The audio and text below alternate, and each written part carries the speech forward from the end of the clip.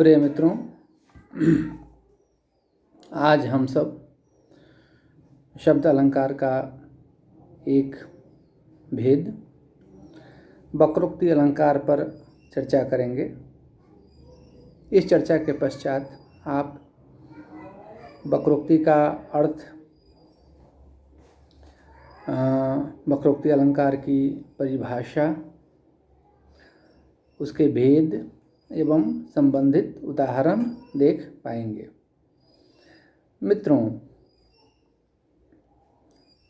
पिछले अध्याय में हम लोगों ने वक्रोक्ति पर चर्चा की थी और उस दौरान हम लोगों ने देखा था कि अलंकार संप्रदाय के प्रवर्तक आचार्य भामह ने वक्रोक्ति को लोकातिक्रांत गोचरम वचनम कहा था।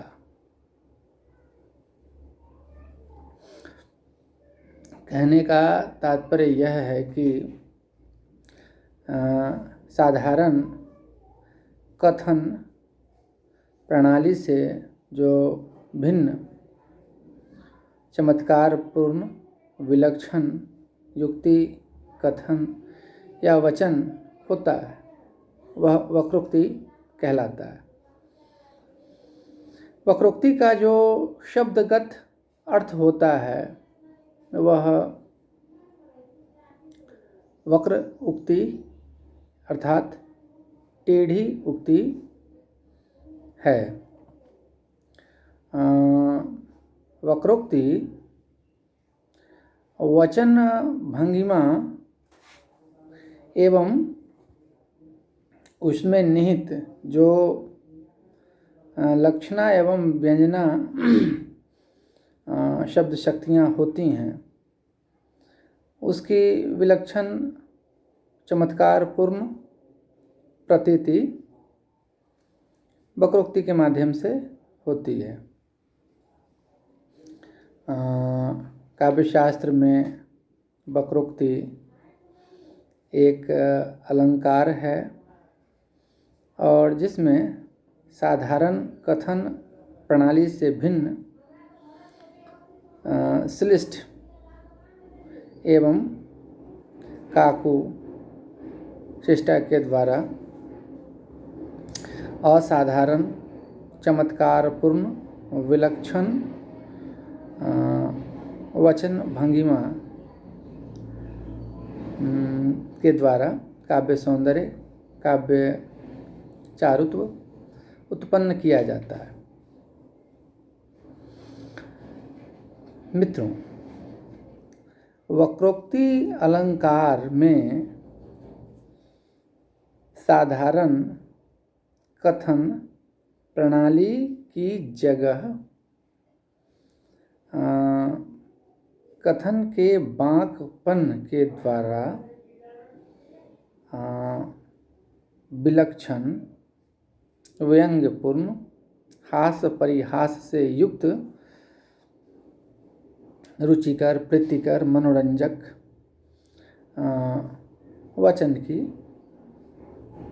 प्रतीति होती है, कराई जाती है। वक्रोक्ति अलंकार के पीछे जो मनोवैज्ञानिक वजह हो सकती है वह हास परिहास एवं व्यंग की अभिव्यक्ति होती है। हम लोग एक दूसरे से हास परिहास करने में वक्रोक्ति का सहारा लेते हैं एवं व्यंग करने में भी, व्यंग्यवान चलाने में भी वक्रोक्ति का सहारा लोग लेते हैं। इस प्रकार हम कह सकते हैं कि वक्रोक्ति अलंकार में असाधारण विलक्षण चमत्कारपूर्ण उक्ति के द्वारा अर्थ की अभिव्यक्ति कराई जाती है, काव्य चमत्कार, काव्य सौंदर्य उत्पन्न किया जाता है। हम लोग इसका एक उदाहरण देखते हैं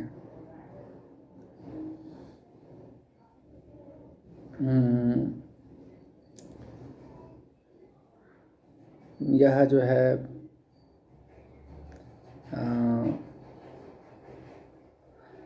चित्रकूट प्रसंग की बात है, जब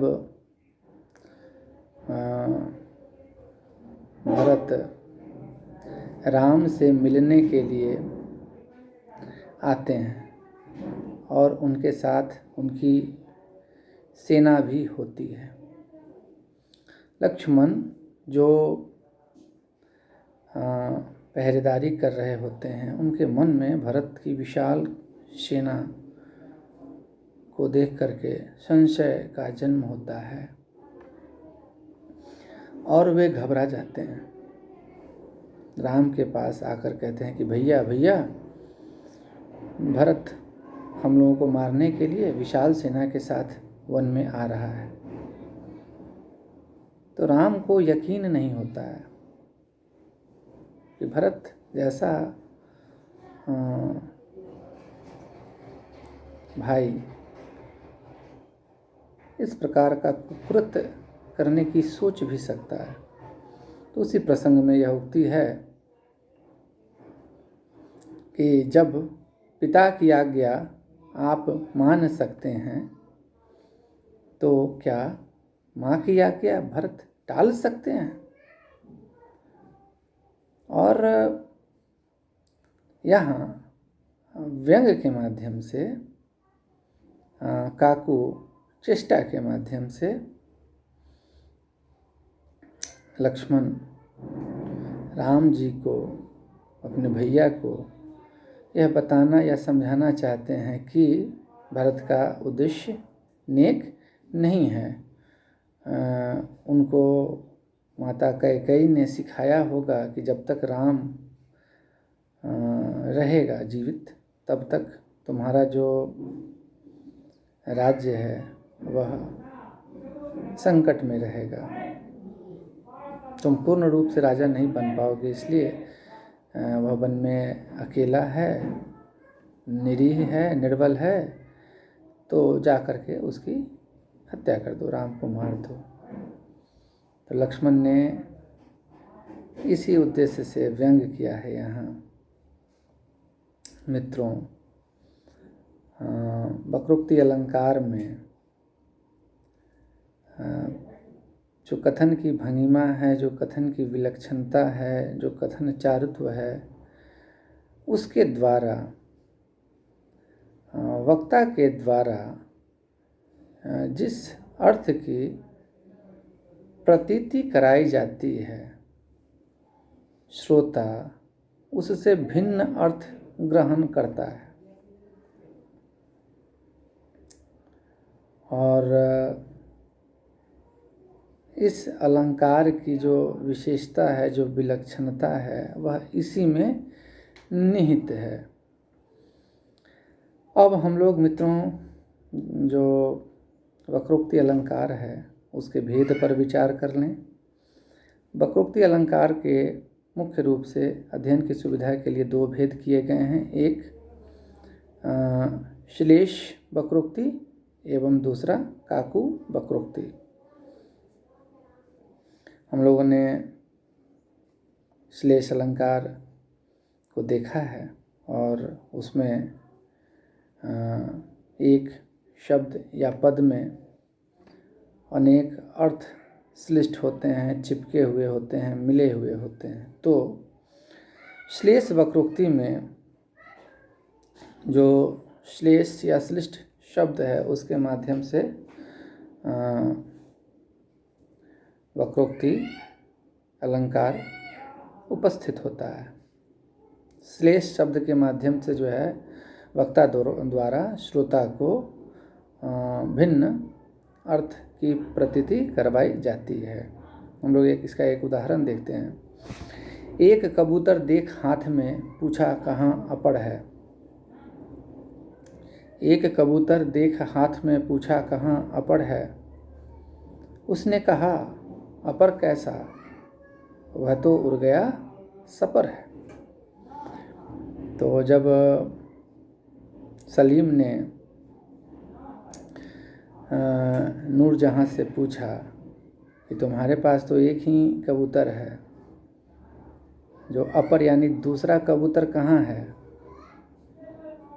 तो नूरजहाँ ने उसे हंसते हुए मुस्कुराते हुए परिहास के रूप में जवाब दिया कि अपर कैसा? अपर न अपर जिसको पंख नहीं हो।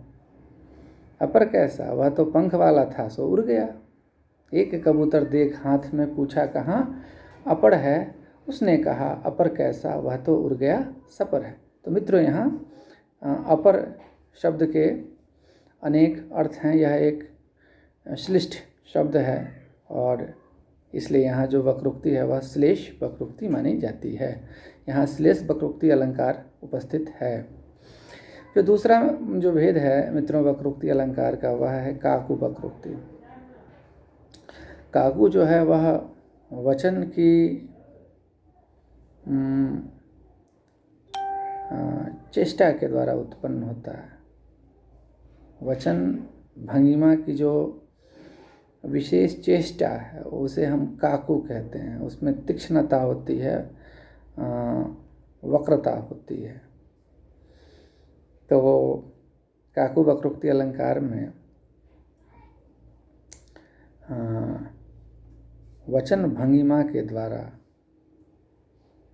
काक चेष्टा के द्वारा,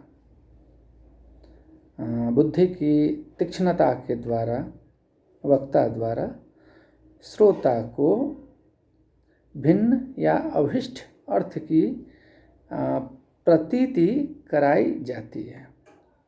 काकु वक्रोक्ति के द्वारा जो है वो व्यंग की अभिव्यक्ति होती है। मुख्य रूप से व्यंग्यवान चलाया जाता है और अभिप्सित अर्थ की प्राप्ति की जाती है वक्ता के द्वारा।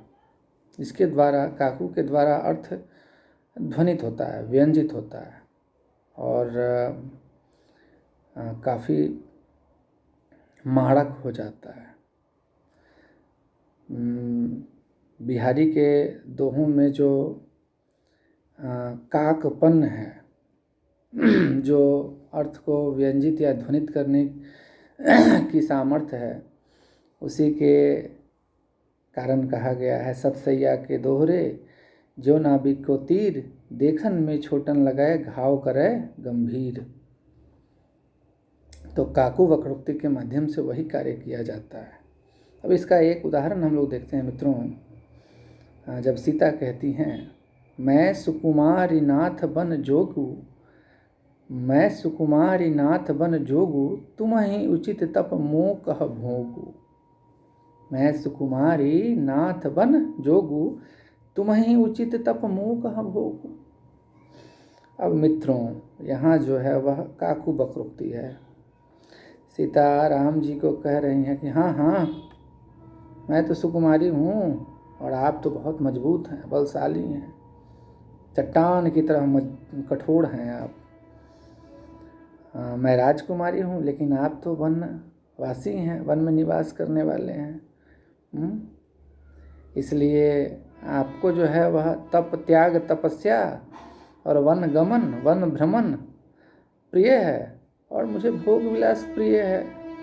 मैं खाना खाने में और विभिन्न जो भौतिक सांसारिक वस्तुएं हैं उसी से आनंदित होती हूँ। और इसके माध्यम से राम को सीता यह कहना चाहती है कि जैसे आप हैं वैसे ही मैं भी हूँ। आप अगर राजकुमार हैं तो मैं भी राजकुमारी हूँ और हम दोनों का ही लालन पालन अति सुख साधन के बीच हुआ है। हम दोनों ही सुकुमार हैं, सुकुमारी हैं, कोमल हैं और वन्य जीवन जीने में हम दोनों को ही संकट का सामना करना पड़ेगा।